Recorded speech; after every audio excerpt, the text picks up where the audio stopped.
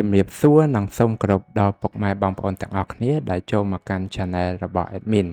ដើម្បីទស្សនាវីដេអូតម្រុយឆ្នោតខ្មែរសម្រាប់ថ្ងៃទី19ខែ4ឆ្នាំ2025សម្រាប់វេលាម៉ោង1ម៉ោង3និងម៉ោង6ដូច្នេះកុំបង្អង់យូរសូមពុកម៉ែបងប្អូនកលេចមកមើលតម្រុយ2លេខ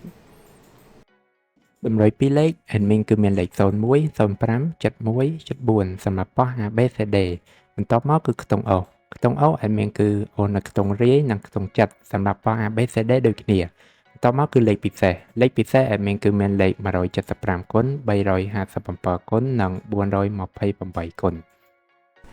ដែលលេខទាំងអស់នេះសុទ្ធសឹងតែជាលេខដែលAdminសង្ឃឹមថានឹងចេញខ្ពស់សម្រាប់ថ្ងៃនេះអរគុណពុកម៉ែបងប្អូនទាំងអស់គ្នាដែលបានទស្សនាវីដេអូនេះពីដើមរហូតដល់ចប់ក៏ជូនពរពុកម៉ែបងប្អូនទាំងអស់គ្នាធ្វើការសងសំណាននៅថ្ងៃថ្មី